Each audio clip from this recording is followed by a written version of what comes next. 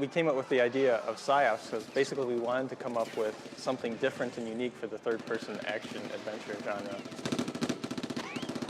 So we looked for something new and different, and we started to research military tactics and things that the military have used over the years. And as we started doing more research into different types of psi powers, we found that there was a whole bunch of different powers that have been researched by governments around the world for decades now. And all these powers have actually been used in real military simulations around the world. So we took that and we just started digging deeper and deeper into the research of it. And it's actually pretty scary to find out all the things that are going on in the military. The more you look into this, the more you find. People are really doing some pretty in-depth research into telekinesis and even pyrokinesis and mind control and how the governments have used mind control in different warfare situations. We talked to a number of experts in the field too, and even brought some people in to talk to find out exactly how they've used these powers in the real world situations. And then in addition, we also looked into some declassified government documents. The United States government and governments around the world have been supporting Psi-Ops programs for several decades. It was really kind of amazing to find out that a lot of this really existed. What the psi powers really add to the game is some drama. The psi power experience in this game is different than any other game, and you can execute them in a level that you haven't been able to execute these types of powers before. Telekinesis is the ability to lift objects or enemies and toss them around. With pyrokinesis, you can launch a wall of flames at your enemies or at other objects. Come on, get out of my mind! Mind control, being able to take over somebody else's body and control them to do almost anything that character can do. And then through mind control, you can use weapons that you don't have access to yourself. And that's a huge gameplay strategy right there. Mind Drain is an essential psi power. It allows you to rejuvenate your psi energy and also allows you to blow up enemies' heads. Aura view, to see into the different realm and see things that you wouldn't normally be able to see, and then use those as clues, tips, a method to get by certain areas that you wouldn't normally be able to get by without that particular power. Remote viewing is the ability to go out of body and look into areas you haven't been in, or slide through a door and look into a room where there's an ambush waiting for you, and then you can plan how to get through that ambush. The psi powers are always something I think that people think are cool, things that people would really love to be able to do if they could do it in real life.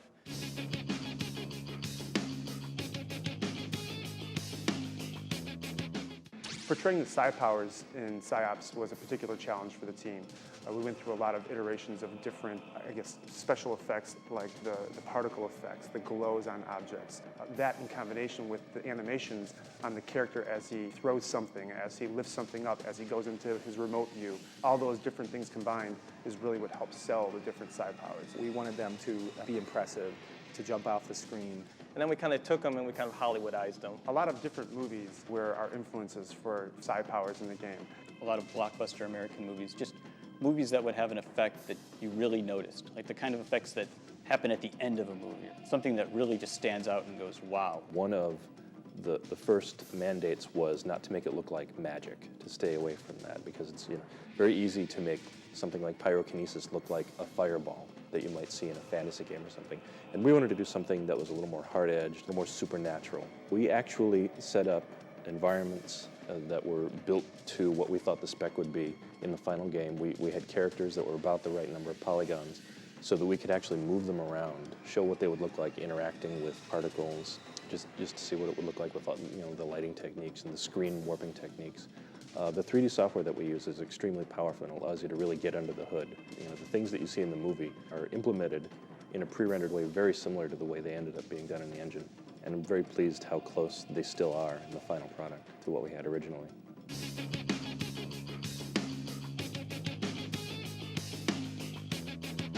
My favorite psi power in the game is probably TK, because it's probably just the most physics-based psi power.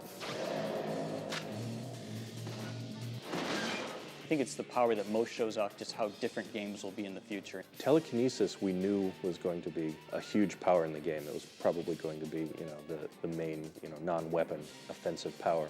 So we went through a lot of iterations and processes to get that looking how we wanted it in 3D and to make it look like it would be as fun as we knew it was going to be. The first thing that we did was we actually did a rendered mock-up, a movie that showed you using telekinesis in different ways and how we would want it to actually work. This allowed us to get things down like the camera paths, how it's going to follow you, how the actual lifting of an object goes, how we want it to react when you throw it to people. This gave us the basis of how we would take that and turn it into a real gameplay element.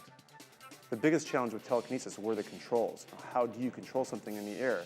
And then how do you move it around in 3D space? And then how do you throw it? How does that work? And then once we've got that code in place, then we actually need to start having it, affect the things in the world.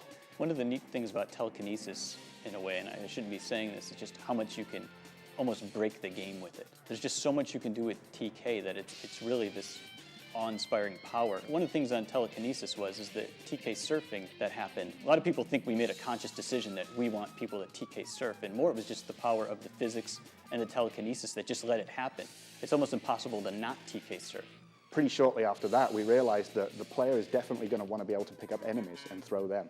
So what we did is we took Havoc's ragdoll system and we made it applicable to our characters. I went into the lead programmer's office and I found him throwing a ragdoll repeatedly against the wall and giggling to himself. Then we knew we had a good game.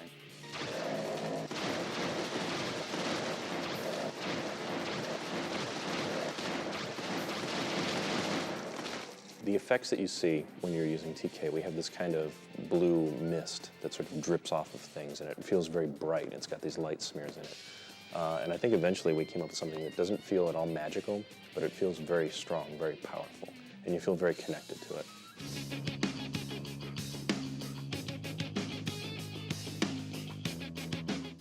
So pyrokinesis kind of surprised us because at first it was always viewed as being too powerful. Visually, I think the most impressive psi power is probably pyrokinesis. Pyrokinesis was a fairly difficult power to imagine.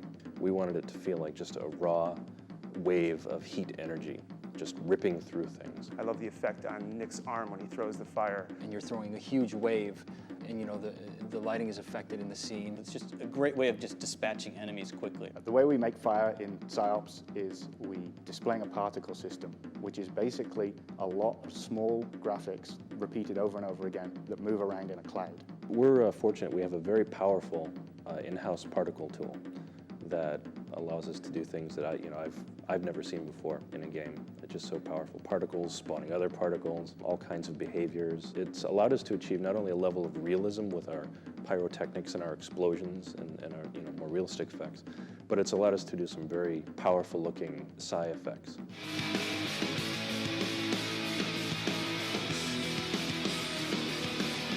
I don't just believe that other governments have Psi-Ops programs like the United States. I know it. We've done a lot of research into it. After reading all the materials and all the website stuff that I've found, it's quite clear that there is something going on. A lot of the research behind Psi-Ops is all based on fact. I don't know if we're ever going to see somebody really light somebody on fire, lift them up, and shoot them. But I do think the Psi tactics are going to be a bigger thing in real military operations. Yes, I'm sure that there are governments that have spent quite a bit of effort and money on developing Psi programs. I mean, everything you read is like, it's there, but we can't admit that it's there. So you have to kind of believe that they exist a little bit out in the real world. We've heard enough about the US government having done it that anybody that hopes to be another world power would probably have to try doing it as well. Hard concentration sometimes feels like you might be able to do physical things just by thinking hard enough about them. Where's it at in terms of real life? I guess time will tell. You want the truth or you want a good story?